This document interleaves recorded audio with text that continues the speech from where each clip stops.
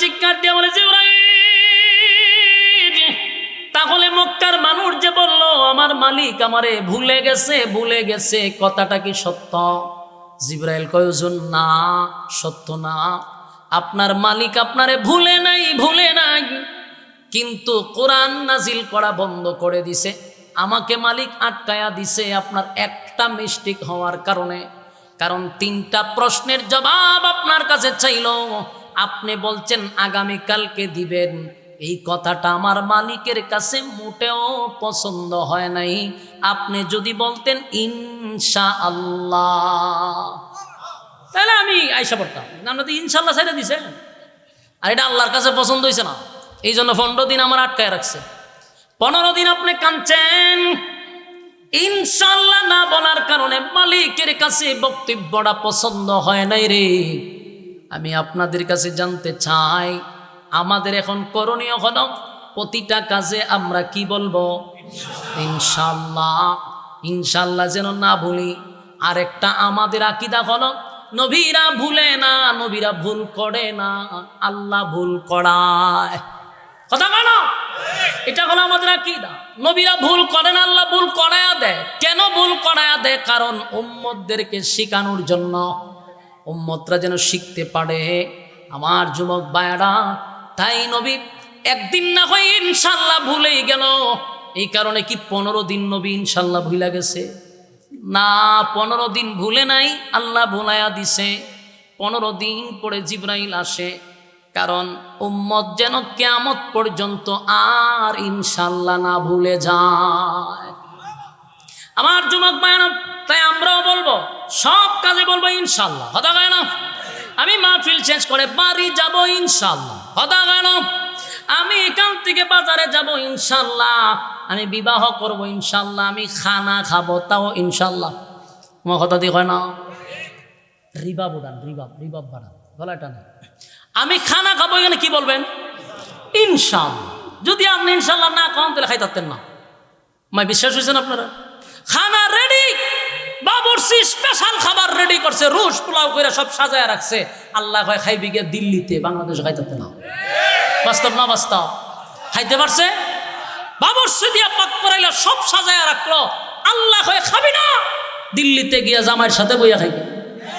খাইতে পারছে? তাহলে কেন বুঝেন না ইনশাআল্লাহর কত দাম? তাই তো খাওয়ান ফাঁক করছে বেচারাই, ইনশাআল্লাহ কইছে না, তাই আল্লাহ বাংলাদেশে খাওয়াইছে না। আমি এখন থেকে আর ইনশাআল্লাহ বলবো না, রাজি আছি তো? এই 15 দিন নবী কানলো এক ইনশাআল্লাহর কারণ। এখন শুনেন, 15 দিন যে নবী কানছে, মক্কার যে পারছে সেওই নবীর বিরুদ্ধে কথা বলছে, যে পারছে সেই গালি দিছে। নবীর কলিজায় আঘাতের পর আঘাত, ব্যথায় ব্যথিত, সবচেয়ে আঘাত পাইছে। মানুষে কয় আপনারে আপনার আল্লাহ ভুলে গেছে, এটা নবী কষ্ট পাইছে। তাই আল্লাহও জানে আমার বন্ধু 15 দিন কাঁদছে, 15 দিন কষ্ট করছে। ওই নবীরে খুশি করার জন্য, নবীর অভিমান ভাঙানোর জন্য, নবীরে সান্ত্বনা দেওয়ার জন্য আল্লাহ তখন সূরা দুহা নাজিল করে। এতক্ষণে বুঝতে পারছেন কেন এই সূরাটা নাজিল হইল? আমার কথা বুঝেন নাই? যদি না বুঝেন তা আমি ব্যর্থ, আপনাদেরকে বুঝাইতে গিয়ে আমি ব্যর্থ হইলাম। আপনারা কি বুঝেন নাই? এতক্ষণ যা বলছি এটা একটা ঘটনারে কেন্দ্র করে নবীরে সান্ত্বনা দেওয়ার জন্য, খুশি করার জন্য আল্লাহ সূরা দুহা নাজিল করছে 15 দিন পরে। নাজিল করার পরে দেখেন এই সূরার ভিতরে 2টা কসম করছে। 2টা কয়টা? 2টা কসম করে আল্লাহ প্রতিটা আয়াতেই যেন খালি নবীরে খুশি করছে। সুবহানাল্লাহ। এখন আসুন আমরা এটার ভিতরে আল্লাহ কি বলতে শুনি। 1 নাম্বার, সূরা দুহা নাজিল করে আল্লাহ কসম করছে কয়টা? জোরে কয় না? যুবক ভাইরা, 1 নাম্বার কসম হলো ওয়াদ-দুহা, দিনের আলোর কসম, দিনের আলোর কসম। ওয়াল-লাইলি ইযা সাজা, রাতের অন্ধকারের কসম। একটা হলো দিনের আলোর কসম,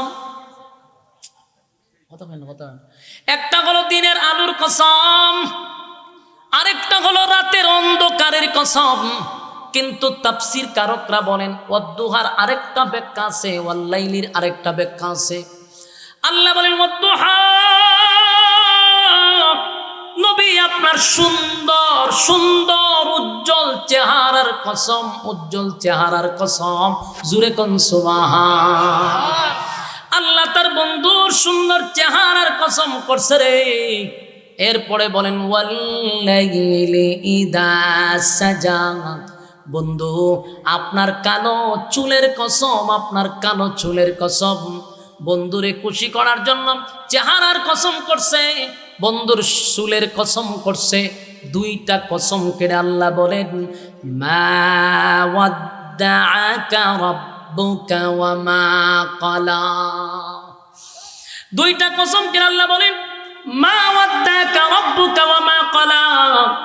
আপনার রব আপনাকে ভুলে নাই, ভুলে নাই, ভুলে নাই। বন্ধু দুইটা কসম কেড়ে বললাম, আপনার সুন্দর চেহারাটার কসম, বন্ধু আপনার চুলের কসম। মা ওয়াদ্দাআকা রাব্বুকা ওয়া মা ক্বালা, আমি আপনাকে ভুলি নাই বন্ধু, ভুলতে পারি না। কেন আপনাকে ভুলবো বন্ধু, আমি আপনাকে ভুলি নাই। এরপর আল্লাহ বলেন ওয়ালাল আখিরাতু খায়রুল লাকা মিনাল উলা। আল্লাহ বলেন ওয়ালাল আখিরাতু খায়রুল লাকা মিনাল উলা। বন্ধু দুনিয়াতে আপনাকে যা দিলাম, যা দিলাম, যা দিলাম সব হলো স্যাম্পল, স্যাম্পল। পরকালে আপনার জন্য আমি যা রাখছি সব হলো গোডাউন। সুবহানাল্লাহ। স্যাম্পল বুঝেননি আপনারা? কেউ চাল কিনতে গেছেননি দোকানে? বড় বড় চাউলের গুদামে গেলে দেখবেন প্লেটের মধ্যে কতগুলা চাউল নিয়ে মালিক বসে থাকে। আপনি যদি মনে করেন যে লোকটা ভিক্ষার জন্য বসছে, ভুল করছেন। অনেক সময় গিয়া যদি কোন বলে ভাই আসছিলাম চাল কেনার জন্য, কিন্তু আপনি যে ভিক্ষুক সাইজা বসে রয়েছেন সেটা তো জানতাম না। মালিক আপনারে বলবো বেচারা বল তোর কয় টন লাগবো চাল খ, যা দেখতেছ সব হইল স্যাম্পল, পিছনে হইল গোডাউন। ঠিক আল্লাহ কয় দুনিয়ার নাচ নিয়ামত যা দেখছো, এই দুনিয়ার যা দেখলি বাড়ি গাড়ি নারী অট্টালিকা যা দেখছস সব বান্দারে আমি স্যাম্পল, স্যাম্পল, স্যাম্পল দিছি। পরকালে হইল গোডাউন। তাহলে স্যাম্পল আর গোডাউনের মধ্যে বেশ কম আছে না নাই? আমার যুবক ভাইরা, আল্লাহ বলেন ওয়ালাল আখিরাতু খায়রুল লাকা মিনাল উলা। বন্ধু আপনাকে আমি যা দিছি দুনিয়ায় সব স্যাম্পল, আপনার জন্য আমি গোডাউন রাখছি, পরকালে গোডাউন রাখছি। বন্ধু আপনারে যা দিছি কিছুই না, কিছুই না, দুনিয়াটাই কিছু না, পরকালে আপনার জন্য বরাদ্দ রাখছি। জুরে কোন সুবহান। এরপর আল্লাহ বলেন ওয়ালা সাউফা ইউতিকা রাব্বুকা ফাতারদা। আল্লাহ বলেন ওয়ালা সাউফা ইউতিকা রাব্বুকা ফাতারদা। বন্ধু আপনাকে শীঘ্রই খুশি করব, শীঘ্রই খুশি করব, শীঘ্রই খুশি করব। এই আয়াতে আল্লাহ বলেন শীঘ্রই খুশি করব, তার মানে বন্ধু রে, বন্ধু শীঘ্রই খুশি করবে। ঘটনা কি শীঘ্রই খুশি করবে? তাফসীর কারকরা বলেন তার তিনটা ব্যাখ্যা হতে পারে। ওয়ালা সাউফা ইউতিকা রাব্বুকা ফাতারদা, তিনটা ব্যাখ্যা হতে পারে। এক নাম্বার হলো নিশ্চয়ই নবীকে মেরাজের রজনীতে আল্লাহ ইনভাইট করবে, সেটার ইঙ্গিত আল্লাহ বুঝায়া দিল। ওয়ালা সাউফা ইউতিকা রাব্বুকা ফাতারদা, ওচিরে আপনাকে খুশি করব। দুই নাম্বার সিগন্যাল হতে পারে পরবর্তী মক্কা বিজয়, আমি আপনাকে মক্কা আপনার হাতে আবার তুলে দিব, মক্কা বিজয়, এটার ইঙ্গিত হতে পারে। তাফসীর কারকরা বলেন ওয়ালা সাউফা ইউতিকা রাব্বুকা ফাতারদা, এটার আরেকটা ব্যাখ্যা হতে পারে রে, আল্লাহর পয়গম্বরকে পরকালে জাহানের সর্দার বানায়া দিবেন, আল্লাহর নবীকে সুপারিশকারী বানায়াবেন, নবীর সুপারিশে মানুষ জান্নাতে যাবে, নবীর উম্মতরা নবীর সুপারিশ পাবে। এই লিডার, এই নেতাগিরি আমার নবীর শুধু একমাত্র দেওয়া হবে। চিৎকার দিয়া কোন সুবহান। এই ওয়ালা সাউফা ইউতিকা রাব্বুকা ফাতারদা, এটা হতে পারে একটা কারণ। আমার যুবক ভাইরা, দুনিয়ার নেতারা যদি দলের জন্য মাইর খায়, দলের জন্য মাইর খায়, দেখবেন ওই দল ক্ষমতায় গেলে যেই নেতা মাইর খাইছে রে তার প্রমোশন বাড়ে না কমে? আরো জোরে। নেতারা যদি মাইর খায় তাইলে দলের কাছে তার মূল্যায়ন বাড়ে, তার প্রমোশন বাড়ে। আমার কথা কি আপনারা বুঝেন? বুঝলে উত্তর দেন। আওয়ামী লীগের সময় যেই সমস্ত নেতারা ইচ্ছা মতে বাদাম খাইল, এই নেতাদের এখন প্রমোশন বাড়ছে না কমছে? ওই নেতারা যদি ক্ষমতায় আসে তাদের সম্মান আর মর্যাদা আরো বেড়ে যাবে, কারণ মায়ের খাইছে। কথা হয় না? রাষ্ট্র ক্ষমতায় আসলে তাদেরকে ভ্রমণ করার সুযোগ করে দিবে, রাষ্ট্রীয় সফরে বিভিন্ন দেশে তাদেরকে ভ্রমণ করানোর জন্য পাঠাবে। আপনারা এনজয় করে আসেন। কি জয়? আরো জোরে কি জয়? এনজয়। নেতারা এনজয় করার জন্য আমেরিকা যাবে, চীন জাপান যাবে, আবার মালয়েশিয়া যাবে, থাইল্যান্ডে যাবে, সিঙ্গাপুর যাবে। রাষ্ট্রের খরচে এনজয় করতে গিয়া সাগরের পারে বৈশা বৈশা বোতল টানবে আর হুর করে নিয়ে ডান্স দিবে। কারণ নেতাদের এনজয় তো এইটাই হয়। কথা হয় না? বোতল টানবে আর এনজয় করবে, আর হুর চতুর্দিকে নাচবে, ডান্স তো পাগলো ডান্স দিবে। এটাই হলো তাদের এনজয়। কি জয়? আল্লাহ কয় যদি মায়ের খাওয়ার পরে যদি তার প্রমোশন বেড়ে যায় দুনিয়ার নেতার কাছে যদি দলের কাছে যদি তার প্রমোশন বেড়ে যায়, দলের কারণে মায়ের খাইছে, তার সম্মান বেড়ে গেছে, তাহলে আল্লাহ কয় বন্ধু আপনি আমার দল করতে গিয়া মায়ের খাইছেন গো, আপনি আমার দল করতে গিয়া গালি খাইছেন, মায়ের খাইছেন, আপনি চোখের পানি জড়াইছেন, আমিও চিন্তায় মালিক, আপনারে আমি প্রমোশন বাড়ায়া দিব। সুবহানাল্লাহ। দুনিয়ার নেতারা যদি তার দলের লোকের প্রমোশন বাড়ায়, আমি আল্লাহ সিদ্ধান্ত নিলাম আপনার প্রমোশনটা বাড়ায়া দিব। জোরে জোরে কোন সুবহান। ওয়ালা সাউফা ইউতিকা রাব্বুকা ফাতারদা। আপনার সম্মান অচিরে আপনাকে আমি খুশি করতেছি বন্ধু। দুনিয়ার নেতারা সম্মান বাড়ায়া দিলে আমার বন্ধু আমার দল করতে গিয়ে মায়ের খাইলো, গালি শুনলো, তাই আমি সিদ্ধান্ত নিছি আমার বন্ধুর প্রমোশন বাড়াবো। আল্লাহ বলেন বন্ধু দুনিয়ার নেতারা ভ্রমণ করে দুনিয়ার ভিতরে, আমার বন্ধুরে আমি দুনিয়ায় ভ্রমণ করাবো না, আমার বন্ধুরে আমি ভ্রমণ করাবো সাত আসমানে উঠাইয়া। আমার নবীর সম্মানের মর্যাদা বাড়াইয়া দিল রে। আল্লাহ কয় বন্ধু আপনারে ইনভাইট করলাম, স্পেশাল দাওয়াত দিল বন্ধুরে, সফর সঙ্গী বানাইয়া দিল জিব্রাইলকে। জিব্রাইল প্রথম একটা লাফ দিল, এক লাফে আসলো বাইতুল মুকাদ্দাস, সেখানে নবীরে 2 রাকাত নামাজ পড়তে দিল। আল্লাহর নবী সালাম পেরানোর পরে জিব্রাইল কয় হুজুর জানেননি আপনার পিছনে কারা নামাজ পড়ছে? না রে জিব্রাইল আমি জানি না।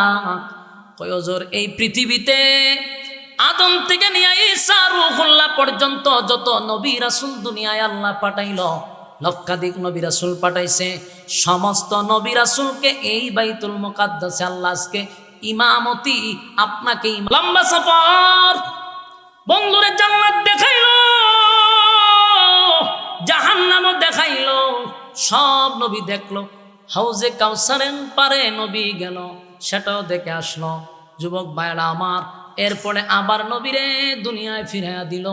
আল্লাহর পয়গম্বর দুনিয়ায় আসলো, নবীর সম্মান মর্যাদা প্রমোশন আল্লাহ বাড়ায়া দিছে। জোরে জোরে কোন সুবহান। আমার যুবক ভাইরা, এই জন্য আল্লাহ এই আয়াতে বলেন ওয়ালা সাউফা ইউতিকা রাব্বুকা ফাতারদা। বন্ধু আপনাকে অচিরেই খুশি করব। এই আয়াতের আরো ব্যাখ্যা আছে।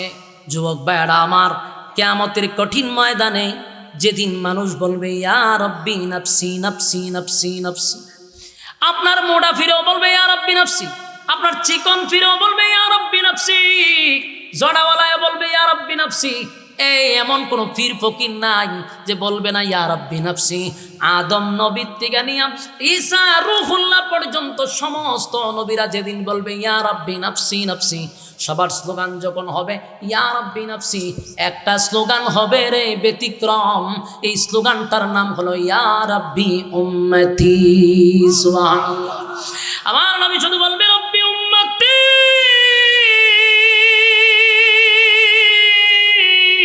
গোটা কিয়ামতের ময়দানে সবাই বলবে ইয়া রাব্বি নাফসি, আমার নবী বলবে ইয়া রাব্বি উম্মতি।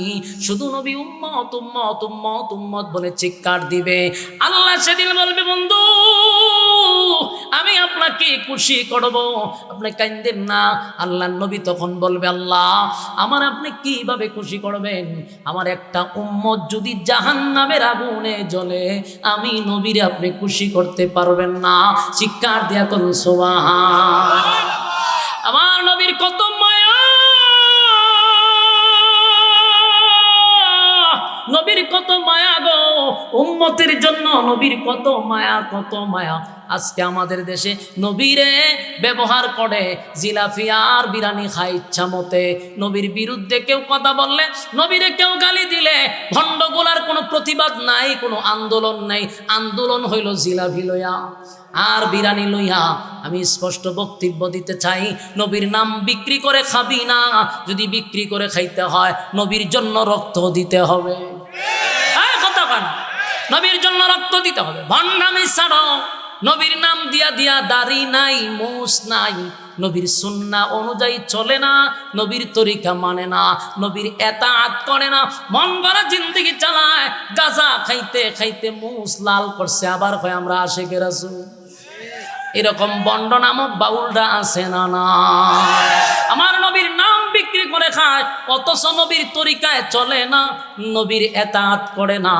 তার পা থেকে মাথা পর্যন্ত তাকাইলে সন্দেহ হয় এটা ইমানদার না বেঈমান। দেখলেই বোঝা যায় বেঈমানের মতো, দেখলেই বোঝা যায় মালুর মতো। কিন্তু মুসলমানের সাইনবোর্ড লাগাইয়া শান্ত দেশটাকে অশান্ত বানায় আছে না নাই? কথা হয় না? আমার যুবক ভাইরা, আল্লাহ রাব্বি বলেন ওয়ালাসাউফা ইউতিকা রাব্বুকা ফাতারদা, আপনাকে আমি খুশি করব, অচিরেই খুশি করব, অচিরেই খুশি করব। এই বাচ্চাটা হলে বাইরে যান ভাই, বাচ্চারা বাইরে যান, অনেক বন্ধুদের কাছে বাইরে যান। ওয়ালাসাউফা ইউতিকা রাব্বুকা ফাতারদা, আমি আপনাকে খুশি করব। দিলের কান লাগায়া শুনেন। আপনারা কি বিরক্ত হইতাছেন? বিরক্ত হইলে যে আমার ডাবল সুবিধা এটা জানেননি? আমি চাই আপনারা বিরক্ত হইতেন। এই কথাগুলি মনোযোগ দিয়ে শুনেন। এরপর আল্লাহ বলেন আলাম ইয়াজিদকা ইয়াতীমান ফাআওয়া, আল্লাহ বলেন আলাম ইয়াজিদকা ইয়াতীমান ফাআওয়া, বন্ধু আপনি কি এতিম ছিলেন না? এতিম ছিলেন না। এখানে একটা কথা বুঝবেন, আল্লাহ হঠাৎ করে নবী এতিম ছিলেন এই কথাটা কেন বললেন? কারণ খুব মনোযোগ দিয়ে শুনবেন। দুই বন্ধুর মধ্যে যদি অভিমান হয়, বন্ধুর মধ্যে যদি দূরত্ব হয়, বন্ধুরে বন্ধু খুশি করার জন্য অতীতের কিছু কথা বইলা বইলা বন্ধুরে সান্ত্বনা দেয়, ঠিক নেই?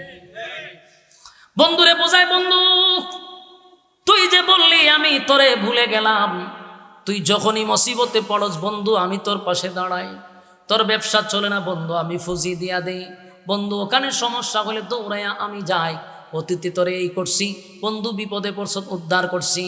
বন্ধুরে অতীতের কথা শুনাইয়া শুনাইয়া বন্ধু বুঝাইয়া দিল, অতীতও তোর সঙ্গে ছিলাম, এখনো আছি, ভবিষ্যতে থাকবো।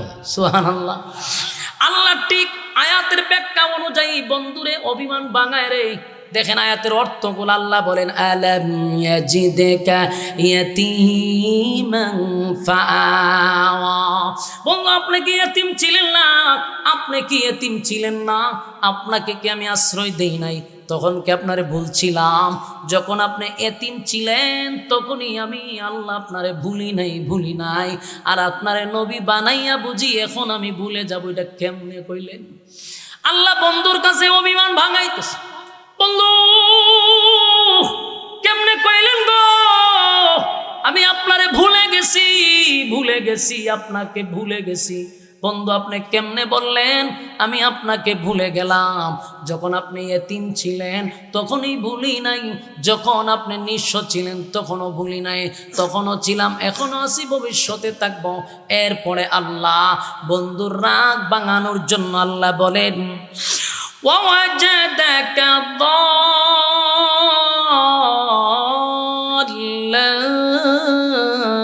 فهدى, বন্ধু আপনি পথহারা অবস্থায় ছিলেন, আমি আল্লাহ কি আপনার পথ দেখায়া দেই নাই? এখানে আর একটু বোঝার চেষ্টা করবেন কেমনে পথ হারা ছিল।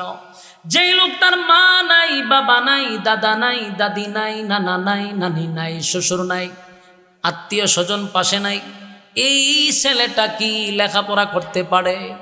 এই ছেলেটা কি প্রতিষ্ঠিত হতে পারে? আমরা বাস্তবতা দেখি, যার মা নাই, বাবা নাই, দাদা নাই, দাদি নাই, আত্মীয় স্বজন নাই, এই ছেলেটা অনাথ হয়, এই ছেলেটা টুকাই হয়, এই ছেলেটা পথভ্রষ্ট হয়ে যায়, রাস্তা হারায়া যায়। ঠিক না বেঠিক? আল্লাহ বলেন ওয়াওয়াজাদাকা দাল্লান ফাহাদা, আপনি পথ হারা অবস্থায় ছিলেন, আমি আপনাকে পথ হারাইতে দেই নাই, আমি আপনাকে পথ দেখায়া দিছি। বন্ধু তখনও তো আপনাকে ভুলি নাই, পথ হারা অবস্থায় আপনাকে পেয়ে পথ দেখায়া দিছি, পথভ্রষ্ট হতে দেই নাই। বন্ধু কেমনে বললেন আমি আপনারে ভুলে গেছি? বন্ধুর রাগ বন্ধু বাঙায় রে। আমার যুবক ভাইরা একটু দিলের কান লাগায় শুনেন। এরপরে আল্লাহ বলেন ওয়াওয়াজাদাকা আইলান ফাআগনা, আল্লাহ বলেন আপনি নিঃস্ব ছিলেন, গরিব ছিলেন, গরিব ছিলেন, আমি আপনাকে ধনী বানায়া দিছি। সুবহানাল্লাহ। এই দেবিদ্বারের বায়না, এই জায়গাটাতে শিক্ষিত সমাজের মানুষ যারা আছেন, জ্ঞানী মানুষ যারা আছেন বুঝবেন। আল্লাহ বলেন ওয়াওয়াজাদাকা আইলান ফাআগনা, আমি আপনাকে, আপনি গরিব ছিলেন বন্ধু, আমি আপনাকে ধনী বানাইছি। বলুন আল্লাহ কি বলছে? গরিব ছিলেন, কি বানাইছে? ভাই জোরে কোন, গরিব ছিল কি বানাইছে? আরো জোরে কোন, কি বানাইছে? এই কথাটা বারবার বলানোর উদ্দেশ্য হলো, আজকে বাংলাদেশে আমরা এই এত বছরে শুধু ওয়াজ শুনছি নবী গরিব ছিল, গরিব ছিল, নবীর পেটে পাথর ছিল, নবীর পাঞ্জাবির মধ্যে তালি ছিল। এই ওয়াজ জানে না এমন কোন মানুষ পৃথিবীতে নাই। কথা হয় না দি? ওয়াজ খানো ধরে হুজুরা টান দিছে, নবী গরিব, নবীর পেটে পাথর, নবীর শরীরে তালি দেওয়া যুক্ত কাপড়। ওয়াজ শুনছেন না? এই ওয়াজ আপনারা যেই মুখস্থ করছেন এর থেকে বেশি বাংলাদেশের নাস্তিকরা মুখস্থ কইরা রাখছে। আমাদের দেশের হুজুররা খুব সুন্দর করে নবী যে গরিব ছিল এই কাহিনীটা সুন্দর করে কয়, নবীর পেটে পাথর, খানা পাইছে না, অথচ এই হুজুর ওয়াজ শেষ করে আবার মুরগের রানো গিয়া টান দেয়। তুই না কইলি আল্লাহর নবীর পেটে পাথর, নবী গরিব, তে খাস কেমনে গিয়া মুরগের রান? আমার যুবক বাড়া, কথা সত্য মিথ্যা নয়, নবী গরিব ছিলেন, কথা সত্য। আল্লাহ নিজেই তো বলছে আপনি গরিব ছিলেন, নবীর পেটে পাথর ছিল, এটাও সত্য। কিন্তু আমার প্রশ্ন হলো ওয়াজকালি এক পৃষ্ঠায় কেন, পরের পৃষ্ঠায় তো যাওয়া দরকার। হ্যাঁ কথা কেন? প্রথম পৃষ্ঠায় গরিব, পরের পৃষ্ঠায় ধনী। তো শুধু গরিবের ওয়াজ করলি, ধনীর ওয়াজ কে করব রে? কাঠমৌলবী সারাটা দেশ ধ্বংস করে দিছে। নাস্তিকরা এই ওয়াজ মগস্থ করতে করতে এখন আমরারে ওয়াজ করে নাস্তিকরা কয় হুজুর আপনারা মসজিদও থাকবেন, মাদ্রাসায় থাকবেন, এটি আপনার কাজ। আমরা আব্বা চাচা দাদা মরলে আপনার জানাজাত নিব, 40 দিন হইলে আবার খাওয়ান করব, হুজুর ফকড়ও 20 টাকা দিব, ফান খাইতে খাইতে মসজিদও যাইবেন আর কোরআন শরীফ পড়বেন। হুজুর তো আপনারা কাম, কারণ ইসলাম তো গরিব, নবীর ভেড়া ভাত তোর আছেন, আপনি গেলে দামি গাড়িতে চলবেন। নবী খানা পাইছেন, আপনি কেন এত খাইবেন? নবীর পায়ে জুতা ছিল না, নবীর শরীরে কাপড়ে তালিযুক্ত কাপড় ছিল, হুজুর আপনি কেন ইস্তারি দিয়ে ভিনবেন? এই দুষ্ট নাস্তিকের না, এই দুষ্ট রাম বামদের না, এই দুষ্ট আমাদের মতো মৌলবীদের। নিজেরা লাল বাতি জ্বালায় মাহফিলে উঠে দেখবেন, ওরে বাবা রে বাবা, বাবা রে বাবা, সারা শরীরে লালি বাতি জ্বলে, লালিল বাতি জ্বলে, এমন খাবার ভিনদে, টুপি একটা 22 লম্বা, আর কি লাগায়া মাগায়া মেকআপ সেকআপ লাগায়া যেমন বোঝা যাত্রা ফেলাতাইছে। হে ওই ওয়াজ করে নবীর, এর ওই আমার হয় নবীর শরীর 13টা তালি ছিল। হ্যাঁ নবীর শরীরে যদি 13টা তালি থাকে, তুই দি পাল্লার শাস্তি যাইছ, দেখলি তা বোঝা যাবে অদ্ভুত প্রাণী, ভয় লাগে। বেডা না বেডি আমার সন্দেহ লাগে। ওয়াজের নামাইয়া তালিবালি করে না, আছে তো হুক্কুর হাক্কুর কুতানি মুতানি দিয়া, এরপরে সময় নাই। এক বক্তারে ওয়াজও দিছে, হুজুর সূরা ইখলাসের তাফসীর করবেন, লেখা বিষয় সূরা ইখলাস। হে ওয়াজ করছে শুনেন, সূরা ইখলাসের তাফসীর দিছে তো কুল হুয়াল্লাহু আহাদ, আল্লাহ কইছে কুল নবী আপনি বলুন, কোন নবী কে চিনছেননি? নবী হলো হাসান হুসাইনের নানা, হাসান হুসাইনকে চিনছেননি? ফাতেমার ছেলে, ফাতেমাকে চিনছেননি? ওই শুরু করতে করতে করতে শেষে গান টান গায়া কোথায় মোতায় হয়, আহা সময় পাইছি না তো কোন পাল্লার তাফসির করতাম, শেষ কারবালার দেশে। এই হলো আমাদের দেশের বাংলাদেশের তাফসিরের অবস্থা। আমি জানি এখানে অনেক মানুষের মন খারাপ হইবে, আপনার মন খারাপ হলে আমার কসুনি। আমি আশরাফি হক কথা বলতেছি এই মাডল আমসি পড়তে, আমি যে জায়গায় জন্ম নিছি আপনি খবর লিয়া দেখেন, এই জায়গাতে জন্ম নিছি যেখানে লাল নীল বাতি জ্বলে, এইখানে লাল নীল বাতির মধ্যে আমি আগুন লাগাইয়া এগুলো ফুইরা এরপর আমি খারইছি। আমার এরার ব্যাপারে আমার ফতোয়া দিয়ে না, আমি তা দেখতে দেখতে বড় হইছি।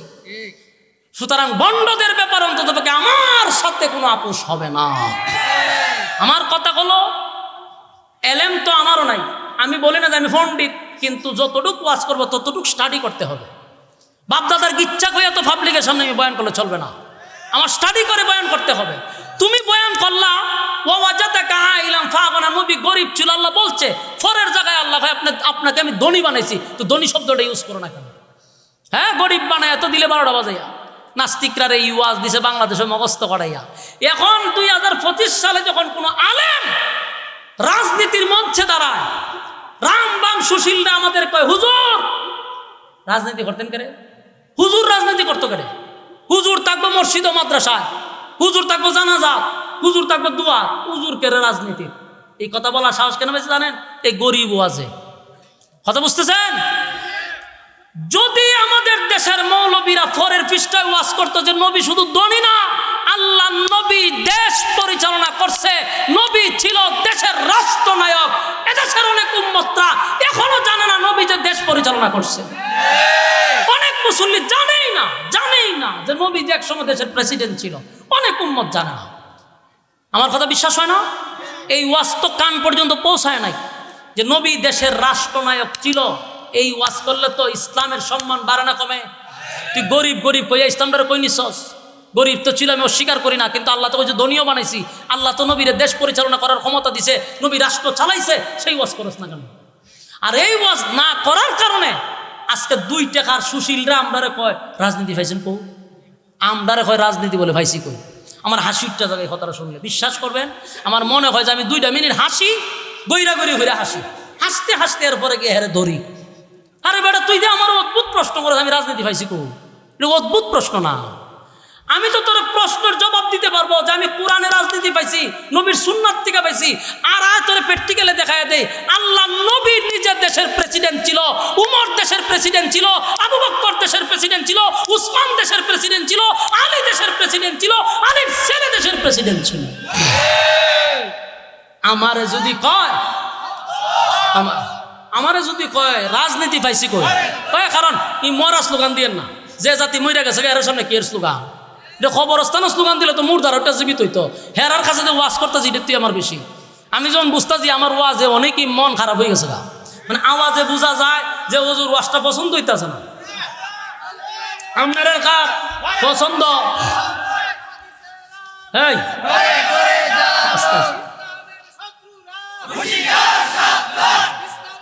সম্মানিত সুধী, ইসলামের শত্রুরা খুব হুঁশিয়ার, এরা ঠিকই হুঁশিয়ার থাকে, কিন্তু আমাদের মধ্যে যারা এরা হুঁশিয়ার হওয়া দরকার। মুনাফিক নামক মুসলমান যেটি দাবি করে এরা হুঁশিয়ার থাকতে হইব, কারণ ডাইরেক্ট ইসলামের শত্রু যারা এরা গোপনে কাজ করে, এরা হুঁশিয়ার থাকে। আর মুনাফিকরা এরা কিন্তু লেবাস ধরে ইসলামের ক্ষতিটা করে। আমি যেটা বলতে চাইছি, নবী যে দেশের প্রেসিডেন্ট ছিল এই ওয়াজ নবীর উম্মত অনেকেই জানে না। আর এই ওয়াজটা যদি সচরাচর হইতো, কসম খোদার আজকে 1.5 টাকার সুশীলরা আমাদেরকে বলতো না যে হুজুর রাজনীতি পাইছেন কোথায়। কারণ আমি তো যদি ওয়াজ করতাম আমার নবী দেশের প্রেসিডেন্ট, সাহাবায়ে কেরাম দেশের প্রেসিডেন্ট, আমি হুজুর কই থেকে রাজনীতি পাইছি তুই বুঝস? কেন কইছিলাম যে আমার হাসি উঠে, আমি এখন আপনার জবাব দিই। যারা আমাদেরকে প্রশ্ন করে যে হুজুর রাজনীতি পাইছেন কোন, আমার তো জবাব আছে, আমি জবাব দিতে পারবো। কিন্তু সান্ধু, আমি যদি তোমার দৈরা লাই যে তুমি রাজনীতিরে পাইছো কো, তুমি কি জবাবটা দিবা? আমার জবাব তো, তুমি কি জবাব দিবা? জবাব যদি না দিতে পারো আমি বইলা দিই তুমি কোথায় পাইছো। তোমার রাজনীতি হলো ফেরাউন্নার রাজনীতি, তোমার রাজনীতি হলো নমরুদ্দার রাজনীতি, তোমার রাজনীতি হলো সাজ্জাদের রাজনীতি, তোমার রাজনীতি হলো আবু জাহিল্লার রাজনীতি। রাসূলুল্লাহ সাল্লাল্লাহু আলাইহি সাল্লামের রাজনীতি। তুমি কার সাথে কি লাগাও? যদি কোনো আলেমদেরকে বলে, কোনো সুশীল নামক নাস্তিক যদি আপনাকে বলে হুজুর রাজনীতি পাইছেন কই, তাফা দিয়া ধরবেন, এই বেটা রাজনীতি কই পাইছিস, আমি তোর 100 প্রমাণ দিব। কিন্তু শেষে তুই উত্তর দিয়া যাবি তুই রাজনীতি করতে পাইছিস। তুই বললে যে তুই রাজনীতি করতে পাইছিস, তোর রাজনীতি টান দিলে কই পর্যন্ত যা দেখতেইব, টানলে অবশ্যই ফেরাবিনা পর্যন্ত যাইব। কারণ নেতা চিনা যায় তার কর্মী দেখলে, কর্মী চিনা যায় তার নেতা দেখলে। যাকে আপনি মহব্বত করবেন তার প্রভাব আপনার উপরে পড়বে। আপনি যদি ফেরাউনের সংবিধানে আসেন তাহলে আপনার মধ্যে ফেরাউনের প্রভাব পাওয়া যায়। আপনি রাজনীতি দেখলে বোঝা যায় আপনি ফেরাউনের রাজনীতি করেন। আর মুহাম্মদুর রাসূলুল্লাহর রাজনীতির মধ্যে খুন খারাপি নাই, চাঁদাবাজি নাই, টেন্ডারবাজি নাই, মানুষ মারা নাই, দেশের টাকা লুটপাট করা নাই। সুতরাং এই সমস্ত রাজনীতি করে গেছে ফেরাউন না, রাজনীতি করে গেছে নমরুদ্দা। বাস্তব না বাস্তব? এই জন্য ওয়াজ শুধু গরিবের ওয়াজ চলবে না, ওয়াজ চলবে নবী দেশের প্রেসিডেন্ট ছিল। বাস্তব না বাস্তব? যেই সমস্ত মেকআপওয়ালা লাল্লিল বাত্তি লাগাইয়া কয় নবী গরিব ছিল আর ওয়াজ কইরা কইরা যায়, জীবনে এর মুখে শুনছি না নবী দেশের প্রেসিডেন্ট ছিল।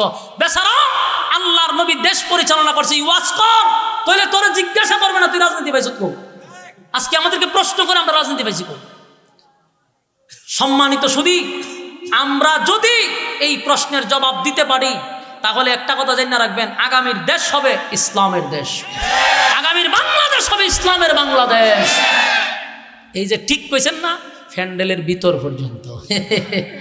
এরপরে আমরা 500 টাকায় গুড়ায় বিক্রি হই, রং সার কাছে ইমান বিক্রি করে।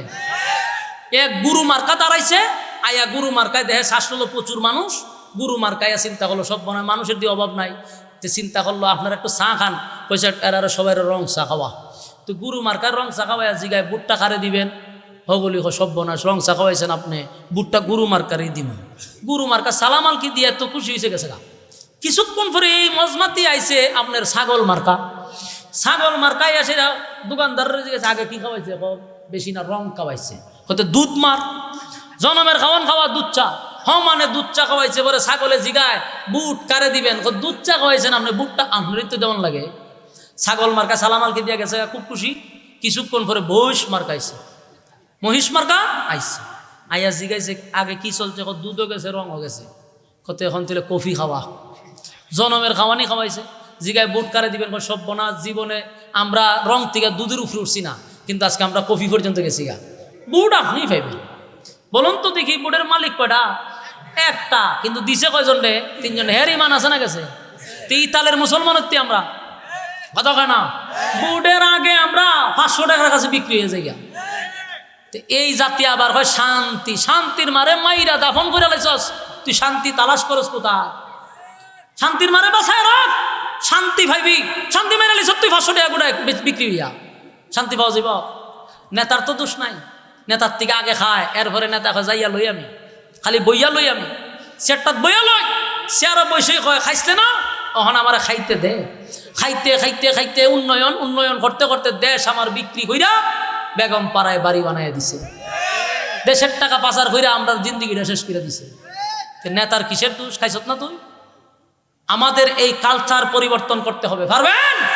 এই সমাজ পরিবর্তন করতে হলে আমাদের নীতি আদর্শ পাল্টাইতে হবে। আমরা যদি হেদের মতো চলাফেরা করি এই দেশ কোনোদিন পরিবর্তন হবে না। সম্মানিত শুধু আমার শেষ বক্তব্য হলো, আপনি গরিব ছিলেন, আমি আপনাকে ধনী বানাইছি, কথা কয় না? এরপরে আল্লাহ বলেন আপনাকে যে আমি ধনী বানাইছি এখানেই শেষ না, আল্লাহ বলেন বন্ধু, এরপরে বলেন আলাম ইয়াজিদিকা ইয়াতীমান ফাআওয়া, আপনি ইয়েতিমের প্রতি কঠোর হইয়েন না। যারা ইয়েতিম আছে, কথা কি বুঝতেছেন? ইয়েতিমের প্রতি কঠোর হওয়া যাবে না। আমরা এটা বলতে কি বুঝলাম? সমাজের মধ্যে দেখবেন যদি বাবা না তাকে চাচায় কিন্তু ইয়েতিম বাতিজার উপরে জুলুম করে, আছে না নাই?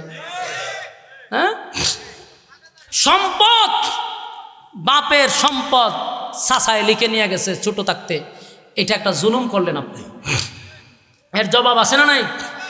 আল্লাহ বলেন আপনি ইয়েতিমের প্রতি কঠোর হইয়েন না, কারণ ইয়েতিমের সম্পদ যারা লুট করে, ইয়েতিমের মাল যারা মাইরা খায়।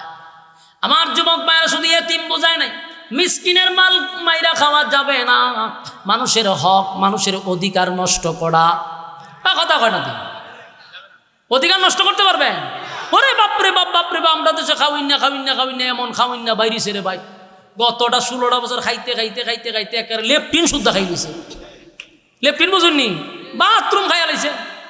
এক বেচারা ফানের দোকানে আমি বৈশা রয়েছি, বৈশা দেখতেছি যে সগিদার চিনুন না আপনারা? কই থাকে চেয়ারম্যান অফিসও থাকে, আপনারা এখানে কিতাব কই। হ্যাঁ, তো ওই চেয়ারম্যান অফিসও থাকে 2-3 জন সগিদার।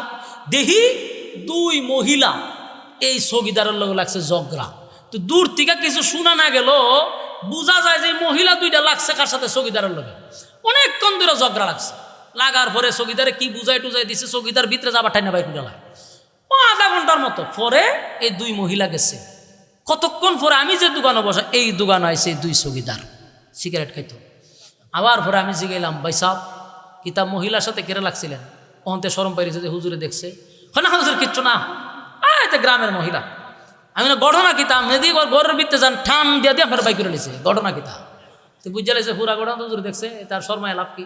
হুজুর কইেন না শরমের কথা। আমি কি কই যে লেফটিন আইছিল দে 12টা লেফটিন দেওয়ার কথা ছিল গ্রামও দিছে ঠিক হই, কিন্তু 3টা লেফটিন যারা ফাইবার কথা এরা পাইছে না। আমি 3 লেফটিন গেছে কই, ও খাই লিছে।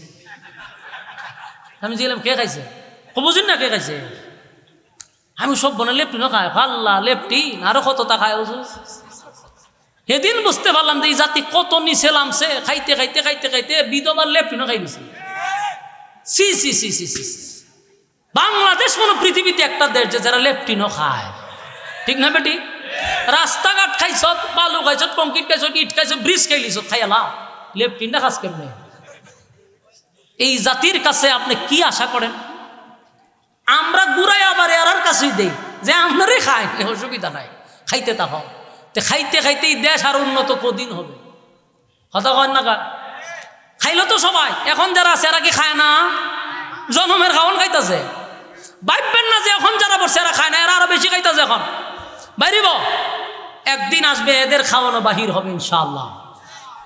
হাজার হাজার রক্তের উপর ভর করে যারা বসে মুছের মধ্যে তেল লাগায় ঘুরতেছ, জবাব জাতি তোমাদের কাছেও চাইব ইনশাআল্লাহ। তোমরাও জাতির সাথে তামাশা করতেছ, লাইনে ফিরে আসো, না হয় এই জনতা যদি আবার কেঁপে অস্তিত্ব থাকবে না। সম্মানিত সুধী, আল্লাহ বলেন বন্ধু ইয়েতিমের উপরে আপনি কঠোর হবেন না, ইয়েতিমের মাল ইয়েতিমের হক নষ্ট করা যাবে না। আমাদের দেশের বিধবা সহ বৃদ্ধাদের বাতা সহ এদেশের কোনো কিছু বাদ নাই যে মাইরা খাইছে না। বলুন আল্লাহর কাছে জবাব দিতে হবে কিনা? আল্লাহ পরের আয়াতে কয় আপনি মানুষের সঙ্গে উচ্চ আওয়াজে কথা বলবেন না, মানুষকে তুচ্ছ তাচ্ছিল্য করবেন না। এরপরে বলেন ও আম্মা বিনিয়ামতি রব্বিকা ফাহাদ্দিস, আল্লাহ আপনাকে যেই পরিমাণ নিয়ামত দিছে সেই নিয়ামতের কদর করেন, নিয়ামতের কদর করতে থাকুন। আল্লাহ আমাদেরকে যে নিয়ামত দিছে আমরা মালিকের নিয়ামতের উপরে শুকরিয়া আদায় করতে রাজি আছি তো ইনশাআল্লাহ? কারা কারা রাজি হাত তুলে দেখায়া দেন। লিল্লাহে তাকবীর, লিল্লাহে তাকবীর। রাজি আছেন তো ইনশাআল্লাহ?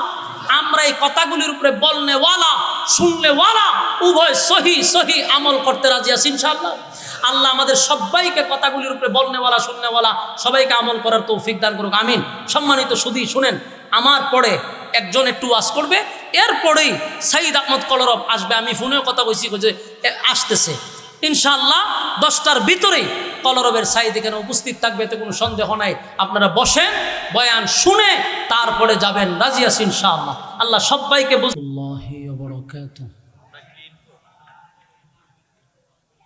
আরেকটু উড়ান সাউন্ড মনিটরে। আলহামদুলিল্লাহ الحمد لله الأكرم الذي خلق الإنسان وكرم وعلمه من البيان ما لم يعلم فسبحان الذي لا يحصى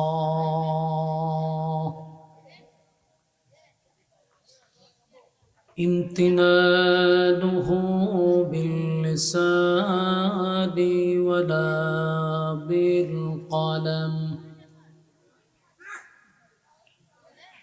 ونشهد أن لا إله إلا الله وحده لا شريك له وأشهد أن سيدنا وسندنا وحبيبنا ومولانا محمدا عبد الله ورسوله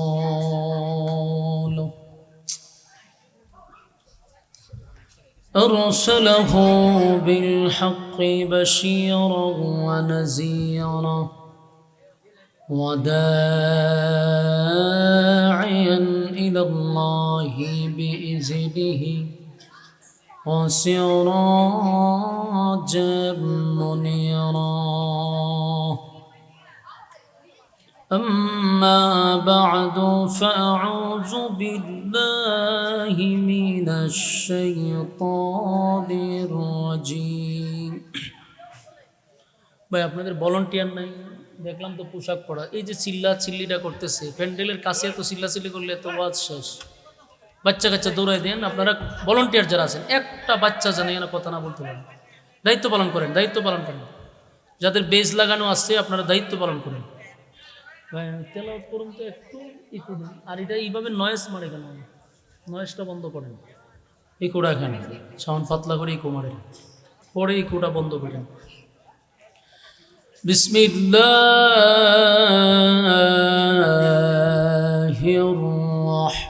রহমানির রহিম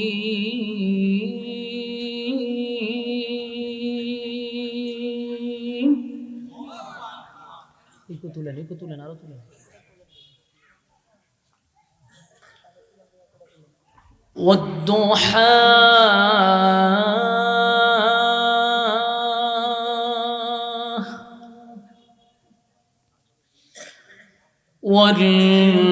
والليل إذا سجى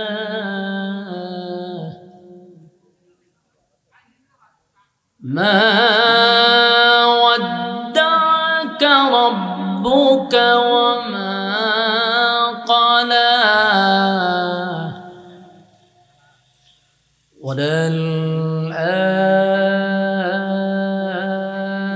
وللآخرة خير لك من الأولى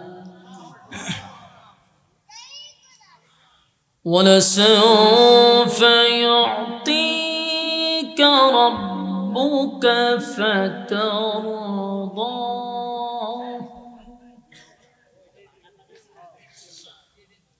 ولسوف يعطيك ربك فترضى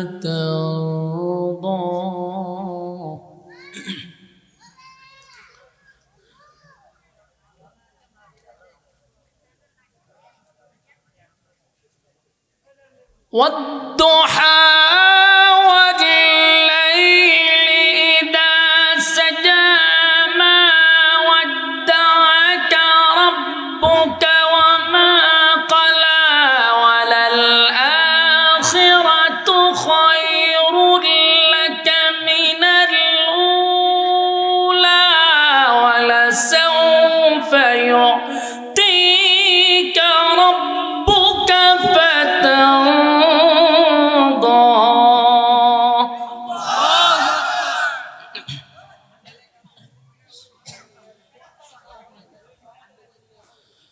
ولسوف يعطيك ربك فترضى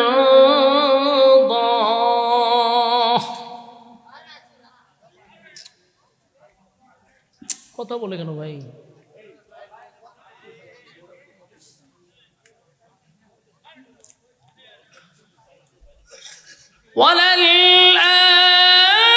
وللآخرة خير لك من الأولى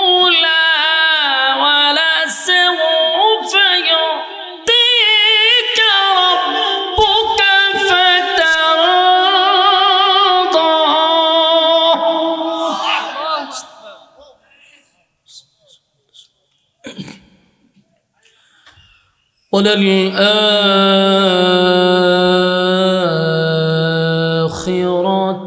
خَيْرٌ لَكَ مِنَ الْأُولَى.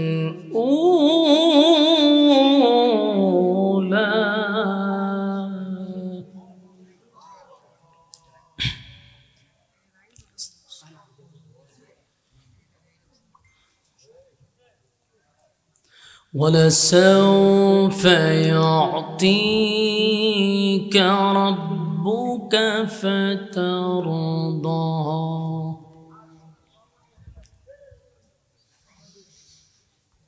وَالضُّحَىٰ وَاللَّيْلِ إِذَا سَجَىٰ مَا وَدَّعَكَ رَبُّكَ وَمَا قَلَىٰ. وَلَلْآخِرَةُ خَيْرٌ لَكَ مِنَ الْأُولَىٰ.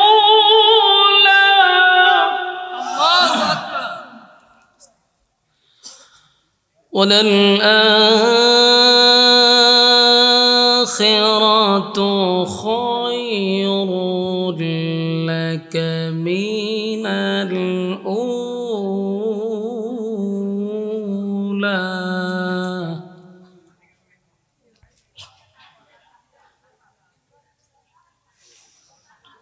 وَلَلْآخِرَةُ خَيْرٌ لَكَ مِنَ الْأُولَىٰ. وَلَسَوْفَ يُعْطِيكَ رَبُّكَ فَتَرْضَىٰ.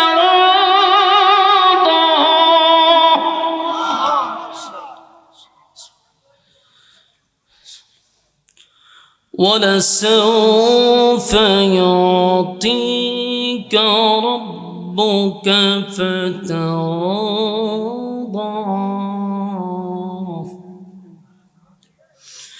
أَلَمْ يَجِدْكَ يَتِيمًا فَآوَىٰ.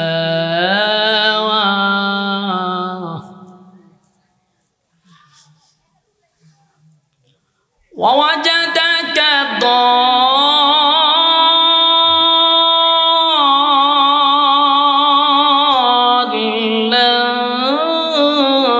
فَهَدَىٰ.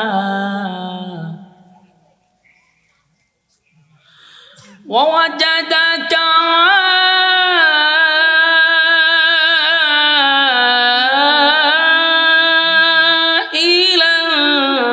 فَأَغْنَىٰ.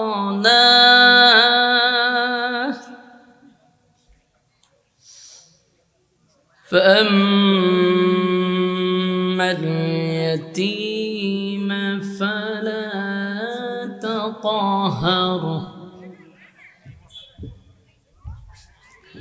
فَأَمَّا الْيَتِيمَ فَلَا تَقْهَرْ.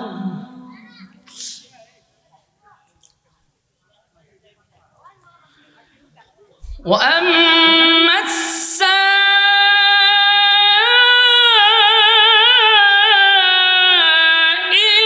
فَلَا تَنْهَرْ. وَأَمَّا السَّائِلَ فَلَا تَنْهَرْ. وَأَمَّا بِنِعْمَةِ رَبِّكَ فَحَدِّثْ. صدق الله العظيم. দুরূদ শরীফ পড়েন। আল্লাহুম্মা সাল্লি আলা কামা সাল্লাইতা আলা ইব্রাহিম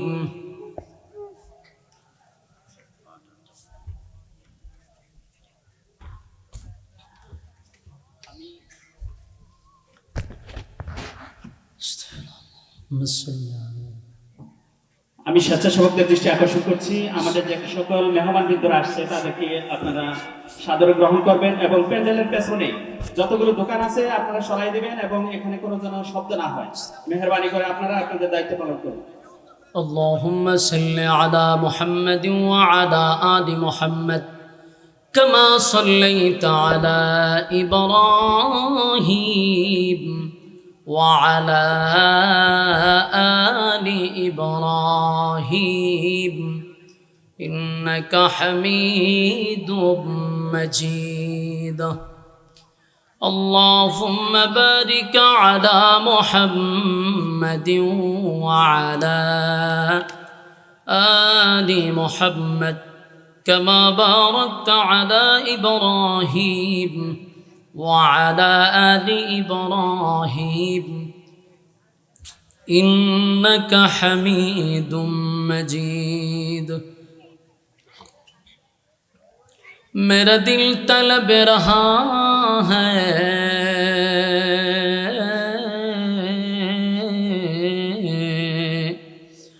मेरे जल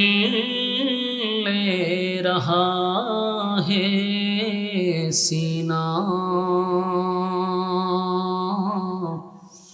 ए दवा वही मिलेंगे मुझे ले चलो मदीना बलगल उला बिकमालिही একটা নয়েসের মধ্যে আওয়াজ করে গুন করে ওঠে, এটা বন্ধ করে। হাসনাতে জামিয়া খিসালিহি সাল্লু আলাইহি। আলহামদুলিল্লাহ। কুমিল্লা জেলার অন্তর্গত দেবিদ্বার থানার ফতেহাবাদ মধ্যপাড়া বাইতুল আমান জামির মসজিদ এর উদ্যোগে আয়োজিত তফসিরুল কোরআন মাহফিলের আজকের যিনি সম্মানিত সভাপতি জনাব কবির আহমদ, বিশিষ্ট ব্যবসায়ী, ঢাকা। আজকের মাহফিলের যিনি প্রধান অতিথি জনাব তাজুল ইসলাম সাহেব, প্রধান মেহমান জনাব মিসবাহুর রহমান সাহেব, এছাড়াও আরও আছেন ডাক্তার AMA ওয়াহেদ সাহেব, দিগার অতিথিবৃন্দ। আমার পরে যিনি বয়ান করবেন আমার অত্যন্ত মহব্বতের বন্ধুবর হজরত মৌলানা মুফতি সঈদ আহমদ কলরব। আমার পরেই এর কিছুক্ষণের ভিতরে ইনশাআল্লাহ উনি চলে আসবেন। রাস্তাঘাটে দোকানপাটে যারা আমরা আছি, মেহেরবানি করে আমরা ফ্যান্ডেলে চলে আসি, আমরা কথা না বলি। এখানে আসতে পেরে বসতে পেরে খুশি না বেজার? মুসলমানের ক্লান্তি লগ্নে ফিতনা ফাসাদের এই যুগে আল্লাহ রাব্বুল আলামিন এমন একটি দ্বীনি মজলিসে আমাদেরকে আসার এবং বসার, এত কথা বলে ঘটনাটা কি? আপনারা মাহফিলটা এত দিলেন যে যাইতেছে কথা বলতে বলতে। মোবাইল সাইলেন্ট করেন, মোবাইল সাইলেন্ট করেন। কথা আপনারা এখন আশেপাশে যারা ভলান্টিয়ার আছেন আপনারা দায়িত্ব আপনার পালন করুন, এই সাইডে দাঁড়াই থাকেন। কথা বললে তো মনোযোগ চলে যায়। বসেন, রাস্তাঘাটে আমরা কেউ সময় নষ্ট না করি। আমরা আসতে পেরে বসতে পেরে খুশি, এই জন্য শুকরিয়া আদায় করছি আলহামদুলিল্লাহ।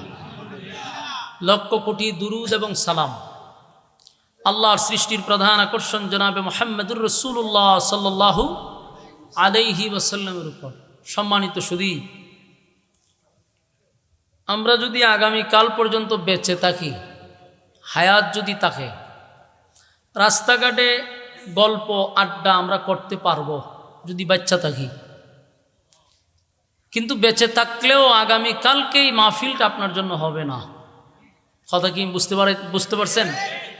বেঁচে থাকলে গল্প করা যাবে, এইভাবে রাস্তার দ্বারায় আড্ডা মারতে পারবেন, গল্পও করতে পারবেন। যেভাবে এখন গল্প করতেছেন এটা কালকেও করতে পারবেন, কিন্তু কালকে আপনি এখানে বসতে পারবেন না। আপনার জন্য এই মাহফিলটা আবার দ্বিতীয়বার করা হবে না। আমিও হবিগঞ্জ থেকে আসবো না, সাইদ সাহেবও ঢাকার থেকে আসবে না। উচিত হলো সমস্ত কাজকর্ম বাদ দিয়া যেই বাইতুল আমান জামের মসজিদ কমিটির উদ্যোগে আজকের এই মাহফিল, তরুণ যুবকদের উদ্যোগে মাহফিল, তারা এই মাহফিলটা করতে গিয়ে রাত দিন অক্লান্ত একটা পরিশ্রম করছে। দাওয়াতটা হবিগঞ্জ থেকে গিয়া আনছে আমার মাদ্রাসায় গিয়া, এত জার্নিং করে কষ্ট করে এখানে ইনভাইট করা হয়েছে। এই আজকের তারিখটাও আমার দেওয়াই তারিখ, তো আমার এত কষ্ট করে তারা আনলো, আর আপনারা যদি রাস্তাঘাটে গল্পই করলেন, আড্ডাই মারলেন, তাহলে আমি মনে করবো এর চেয়ে বড় কপাল পোড়া আর কেউ নাই, ঠিক না? এটা তাদের কপাল পোড়া যারা এখানে উপস্থিত হতে পারলো না। যারা উপস্থিত হয়েছেন, আল্লাহ তাআলা আপনাদেরকে দুনিয়া আখেরাত উভয় জগতের সম্মানই দান করুক, আমিন। সম্মানিত সুধী, আমরা এখানে আসছি কোরআনের কথা শোনার জন্য। কোরআন ১৫০০ বছর আগে নাজিল হয়েছে, আজও কোরআন আছে, কিয়ামত পর্যন্ত থাকবে। কোরআনের বয়স প্রায় ১৫০০ বছর। ১৫০০ বছরের ভিতরে আজ পর্যন্ত একটা শব্দ তো দূরের কথা, একটা জের একটা জবর এদিক সেদিক হইছে? জুরে বলেন আল্লাহু আকবার। এটা হলো কোরআনের মুআজিজা। আপনি একটু চিন্তা করেন, পৃথিবীতে কত গ্রন্থ আছে যেগুলো ১০০ বছর হইলে রাইটারকে এটাই মানুষ তালাশ করে পায় না। কত গল্প যে পরিবর্তন হয়, মূল লেখককে এটারই খোঁজ পাওয়া যায় না। আর ১৫০০ বছর আগে নাজিল হয়েছে, শব্দ দূরের কথা, অক্ষর নক্তা জের জবর পরিবর্তন হয় নাই। সুবহানাল্লাহ। এখন আসলে এটার কারণটা কি? কারণটা কি? কারণটা হলো এই কোরআন যিনি নাজিল করছে উনি পৃথিবীর কোনো রাজা বাদশার হাতে কোরআন দেয় নাই। আল্লাহ বলেন নাজিল যেহেতু আমি করছি, এটার হেফাজতের দায়িত্বটাও আমি নিছি। আল্লাহ হেফাজতের দায়িত্ব নেওয়ার কারণে কোরআন এখনো আছে, কিয়ামতের আসরের আজান পর্যন্ত থাকবে, কোনো পরিবর্তন হবে না। চ্যালেঞ্জ করছে। আল্লাহর হাতে না রেখে যদি পৃথিবীর রাজা বাদশার হাতে কোরআন দিয়ে দিত, তাহলে দুনিয়াতে আজকে আমরা ২০২৫ সালে বসবাস করতেছি। এই ২৫ সালে আইসা কোরআন নামক একটা গ্রন্থ যে ছিল এটাই আমরা জানতাম না। বিসমিল্লাহর বা শুদ্ধা থাকতো না, সব গায়েব হয়ে যেত। আমার কথা কি বুঝাইতে পারছি? যদি মানুষের হাতে দায়িত্ব থাকতো, মনে করেন যারা রাজা বাদশাহ, যারা দেশের রাষ্ট্রনায়ক, তাদের হাতে যদি কোরআন থাকতো, তাহলে কি বুঝেন কোরআন থাকতো এতদিন? পাইতেন? গায়েব হইতো কিভাবে?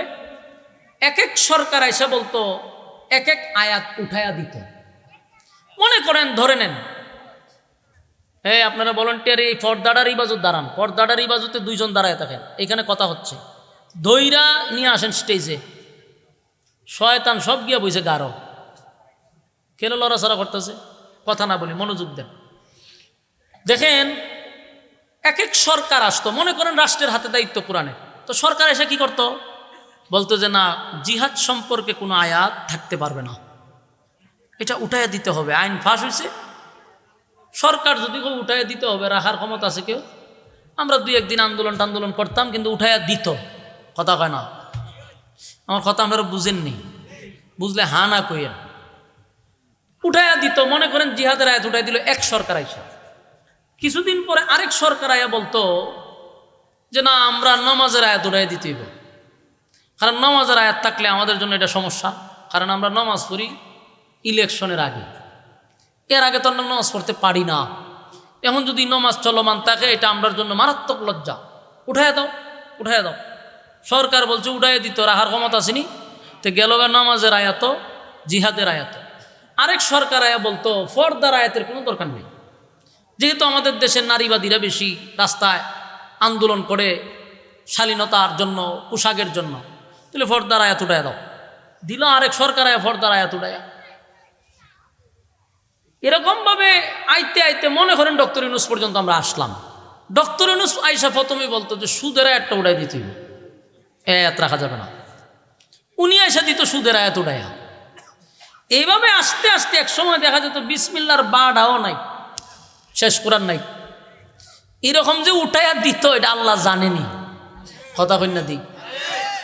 এই জন্য আল্লাহ বলেন মানুষের হাতে দায়িত্ব দেই নাই, কোরআন নাজিল করছি আমি, হেফাজতের দায়িত্ব নিছি আমি। সুবহানাল্লাহ। কুরআনে বলছে ইল্লা লাহনু নাযালনা যিকরা ওয়া ইন্না লাহু লাহাফিজুন।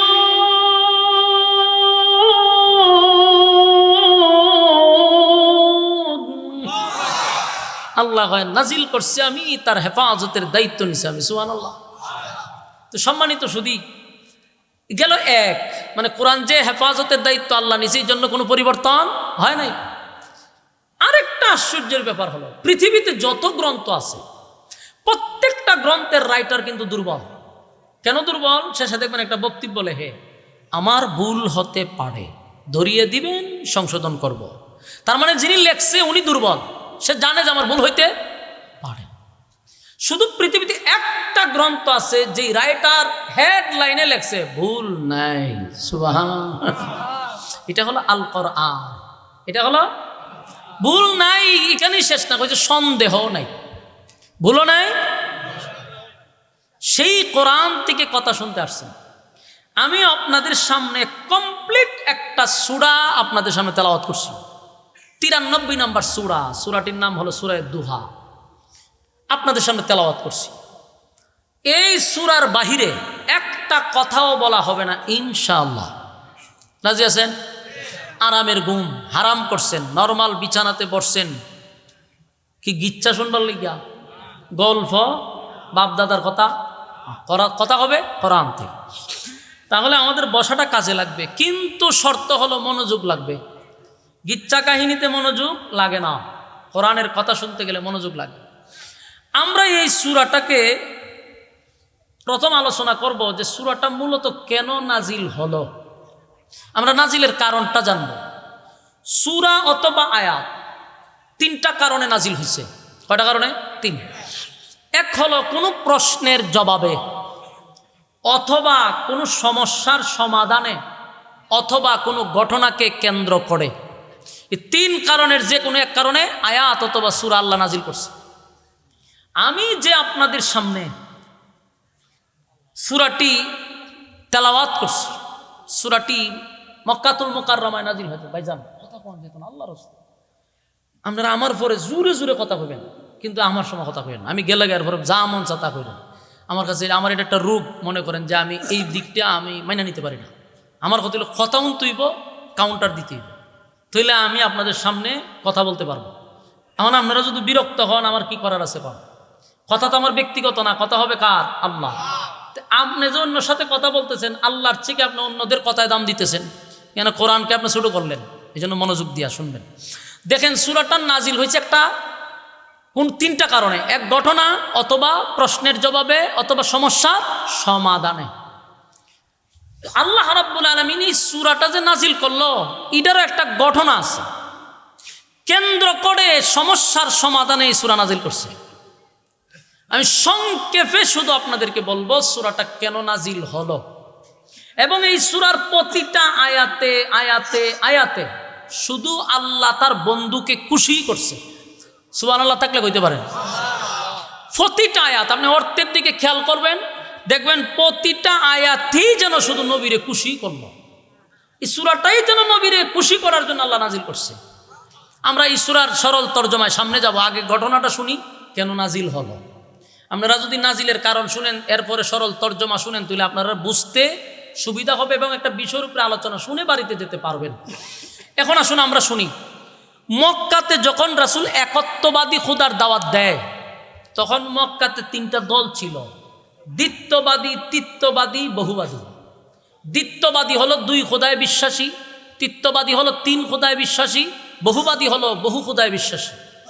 মনে করেন খ্রিস্টান, ইহুদি, মূর্তি পূজারী, এই তিনটা দল, এরা ধর্ম প্রচার করে। আল্লাহর রাসূল যখন লা ইলাহা ইল্লাল্লাহর দাওয়াত দিছে, এরা চিন্তা করলো যে এটা কি, আমরা জন্মের পর থেকে আমরা ধর্ম পালন করে আসতেছি, আব্দুল্লাহর পুত্র মুহাম্মদ যে খোদার দাওয়াত দিচ্ছে, একত্ববাদী খোদা, আমরা তো তার বহু আগ থেকে আমাদের রবের কথা মতো আমরা ধর্ম প্রচার করতেছি, ধর্ম পালন করতেছি। উনি একজনের দাওয়াত দেয় কেন? খ্রিস্টানের আছে তিন খোদা, ইয়াহুদিদের আছে দুই খুদার, মূর্তি পূজারীদের খুদার কোনো অভাব নাই। কথা বুঝতেছে? এরার খুদা এত বেশি, শেষ পর্যন্ত একটা তুলসী গাছ এটাও এরার খুদা। বুঝতেছেন? গাছপালা তো আছে, পাথরও আছে, সূর্য চন্দ্র গ্রহ নক্ষত্র সব খুদা, শেষে একটা তুলসী গাছ এটারও ছাড়ছে না, এটাও খুদা। তো এদের খুদার অভাব নেই। তো এরা রাসূলের কাছে যুক্তি পেশ করছে, যুক্তি কয় শুনো, আমরা আমাদের বাপদাদার ধর্ম পালন করতেছি, আমাদের খুদার অভাব নাই, আর অলরেডি আমরা রিজার্ভ রাখছি 360 জন। ওই যে খানায় কাবা যেখানে আমরা তওয়াফ করি, এই খানায় কাবার ভিতরে ছিল প্রায় 360টা। হইল এটা আমরা রিজার্ভ ছাড়াও খুদার অভাব নাই। আমরা একজন কেন মানবো, একজনকে কেন ডাকবো? আমরা তো খুদার সংখ্যা বেশি, তোমার খুদার সংখ্যা কম। এই হলো এরার মাথা মোড়ার যুক্তি। কথা বুঝতেছে? ইয়াহুদিরা কয় আমরা তো 2 খুদা আছে, খ্রিস্টানরা কয় আমরা 3 খুদা আছে, তুমি কেন নতুন করে ধর্ম প্রচার করবা? প্রথম রাসূলকে বাধা দিল, এরপরে লোভ দেখাইল, লোভ, যে তুমি দাওয়াত দেওয়া ছেড়ে দাও, আমরা তোমারে গাড়ি দিব, বাড়ি দিব, নারী দিব, অট্টালিকা দিব, সর্দারি দিব, সুন্দর নারী দিব। রাসূল এই লোভনীয় যে অফারগুলি প্রত্যাখ্যান করছেন, যে না, আসমানের সূর্য চন্দ্র দিলেও কাজ হবে না। তারপরে তারা যখন কোনোভাবেই পারতেছে না, তখন মক্কার কিছু বুদ্ধিজীবী, দেখেন বুদ্ধিজীবী কিন্তু এখন যা আছে এমনটা না, এটা আগেও ছিল। মক্কার তৎকালীন সময়ের কিছু বুদ্ধিজীবী যারা জ্ঞানী মনে করত, এরকম কিছু বুদ্ধিজীবী একত্রিত হইয়া বলল যে আমরা এই বিষয়টা সমাধান করতে হবে, মুহাম্মদ কিভাবে দাওয়াত দিতে আমরা দিব না। বুদ্ধিজীবী হায়ার কইরা আল্লাহর রাসূলের সঙ্গে টকশুতে বসার জন্য তারা একটা দিন তারিখ ঠিক করলো, টকশু করবে। তো এদের পক্ষ থেকে অনেকগুলা বুদ্ধিজীবী আইছে, আয়া রাসূলের পাশে বসছে, আর আল্লাহ রাসূল শুধু একজন, আর এরা অনেকগুলা বুদ্ধিজীবী আসছে, আইসা বসছে, বৈশা রাসূলকে যতগুলা প্রশ্ন করছে রব সম্পর্কে। প্রথমে এরা প্রশ্ন করছিল যে আপনার আল্লাহ টোটাল কতজন, এরা প্রশ্ন করছে টোটাল কতজন। এরপরে প্রশ্ন করছে যে আপনার আল্লাহ কি করে, কাজ কি।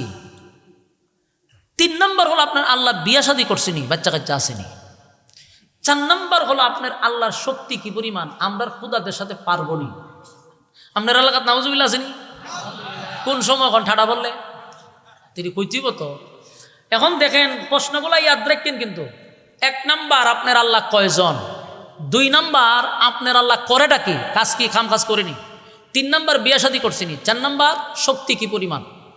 এই প্রশ্নটা যখন করছে তখন আরেকটা সূরা নাজিল ছিল, এর জবাবে আল্লাহ সূরা নাজিল করছিল সূরা ইখলাস, মানে কুল ফাল্লাহ। দেখেন এই 4টা প্রশ্ন না, 4টা প্রশ্নের জবাব সূরা ইখলাসে আছে, আপনি হাতে গোনেন। 1 নাম্বার আপনার আল্লাহ কয়জন, আল্লাহ উত্তর দিছে কুল হুয়াল্লাহু আহাদ, নবী আপনি বলুন আমি আল্লাহ একক। এক কয় নাই, একক কইছে। একক মানে ব্যারিকেড, এক কইলে একের পরে 2 3 4 যাইতে থাকবে, অদ্বিতীয়, আমার পরে কোনো খোদা নাই, রব নাই। তাহলে প্রথম প্রশ্নের জবাব কিন্তু পাইছে তারা। 2 নম্বর প্রশ্ন করছে আপনার আল্লাহর খাম কাজ কি, তা আল্লাহ হয় আল্লাহুস সামাদ, আমি কারো মোকাবিকি না, আমি কারো উপরে ডিপেন্ড করি না। আল্লাহ বলেন আমি কারো উপর নির্ভর না, আমি করুম কি, আমি তো কারোর কাছে নির্ভর হই না।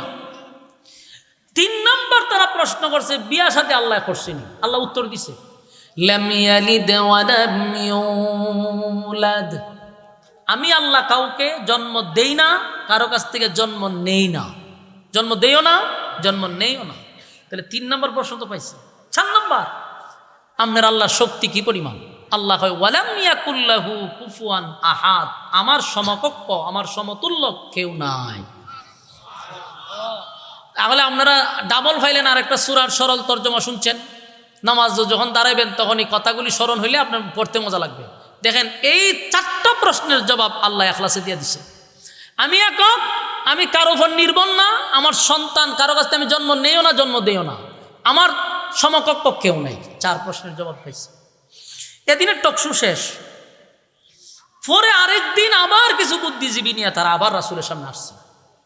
কিন্তু ঘটনাটা হইল যতবার এরা আসে ততবার তারা লজ্জিত হয়, ততবার তারা হেরে যায়। তারা আসে রাসূলকে হারানোর জন্য, কিন্তু নিজেদের কথায় নিজেরাই ফেসে যায়, নিজেরাই আটকা পড়ে যায়, লজ্জিত নিজে নিজেই হয়।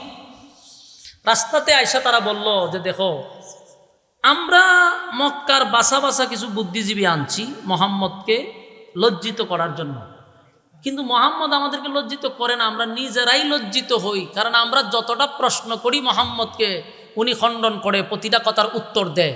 কিন্তু মোহাম্মদ যখন আমাদের রব নিয়ে কথা বলে, আমরা তো উত্তর দিতে পারি না, আমরা কোনো না কোনো জায়গায় আটকা পড়ে যাই। এটা তো আমাদের জন্য লজ্জা, এটা তো আমাদের জন্য শরম। এদের মধ্যে একজন দাঁড়ায়া বলল যে আমরা যদি মরণ পর্যন্ত ওনার সাথে টকশুতে যাই, ততবারই জুতার বাড়ি আমরা ভালো থাকবো, আমরা জিন্দিগিতে ওনার সাথে জিততে পারবো না, কথা বলে আমরা পারবো না, আমরা জুতার বাড়ি থাকবো কপাল। হয় কেন? কারণ ওনার কাছে যে এলেম, এটা আসমানি এলেম। দেখেন, এদের মধ্যে একজনে বলছে, তাহলে এখন আমাদের করণীয় কি? আমাদের করণীয় হলো আমরা আসমানি এলেম ওয়ালা লুকরে হায়ার করে আনতে হবে, আইনা মোহাম্মদের সাথে বসাইতে হবে। এছাড়া আমরা এই ক্ষুদ্র মুরগি চুরার জ্ঞান দিয়া ওনার সাথে টকশো করলে পারবো না। কথা বুঝতেছেন? এই তাফসিরের এই জায়গাগুলি যখন আমরা শানে নজরুলগুলা যখন পড়ি, তখন আমার মনে হয় শাহরিয়ার কবিরের কথা। কেন? আমি একটা এক্সাম্পল দেই বুঝার জন্য। আমরা বাংলাদেশের 16 বছর কিন্তু অনেক টকশো আমিও দেখছি।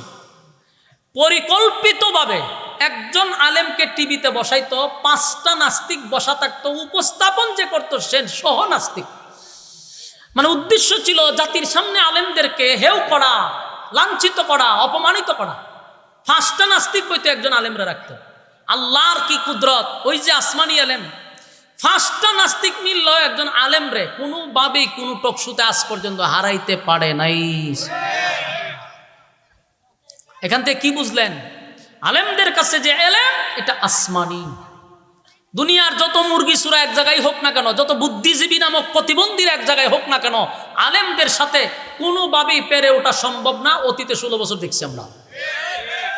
তাদের জ্ঞান যা কিছু আছে যেখানে গিয়ে শেষ হয়েছে, ওলামায়ে কেরামদের সেখান থেকে কথা শুরু হয়েছে। আমরা যদি প্রমাণ চান, আমি অহরহর প্রমাণ এখন এখানে বসে দিতে পারবো। আমাদের মুফতি সাখাওয়াত হোসেন রাজি সাহেবের টকশোগুলা দেখবেন, ঠান্ডা মাথায় নাস্তিকদেরকে সাইজ করে। উনি উত্তেজিত হয় খুব কম। আরেকজন আছে খুব গরম হয়, কিন্তু গরম হইলেও ওনার কাছ থেকে ছুটতে যাইতে পারে না। ওনার নাম হলো এনায়েতুল্লাহ আব্বাসী সাহেব। ঠিক না? মেজাজ একটু গরম, যদি